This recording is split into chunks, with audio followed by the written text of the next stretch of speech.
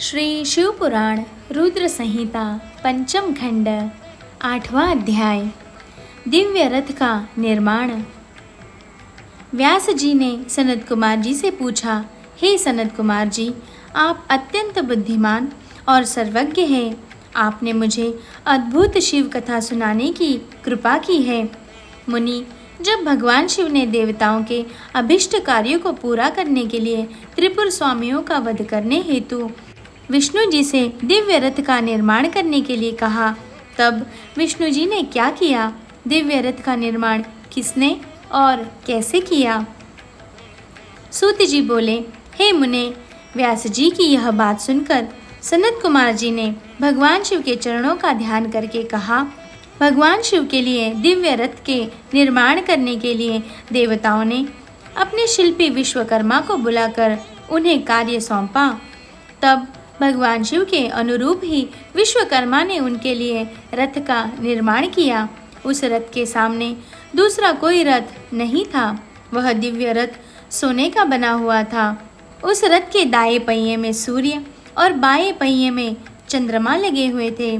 सूर्य के पहिए में 12 अर्के लगे हुए थे, जो कि 12 महीनों का प्रतिनिधित्व कर रहे थे। चंद्रमा के पहिए में लगे 16 अर्के चंद्रमा की 16 कलाओं का प्रदर्शन कर रहे थे। ब्रह्मांड में विद्यमान अश्विनी आदि 27 नक्षत्र उस रथ के पीछे के भाग की शोभा बढ़ा रहे थे। 6 ऋतु सूर्य और चंद्रमा के बने पहियों की धुरी बनी। अंतरिक्ष रथ के आगे का भाग और मंदराचल पर्वत उस रथ में बैठने का स्थान बना तथा संवत्सर रथ का वेग बनकर उसे गति प्रदान करने लगा।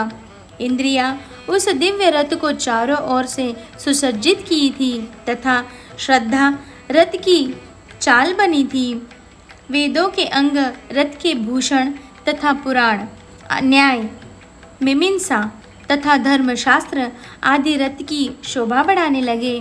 महान तीर्थ पुष्कर दिव्य रथ की ध्वजा पताका बनकर फहराने लगा। विशाल समुद्रों ने रथ के बाहरी भाग का निर्माण किया। गंगा यमुना आदि पवित्र नदियां स्त्री रूप धारण कर रथ में चौवर डुलाने लगी।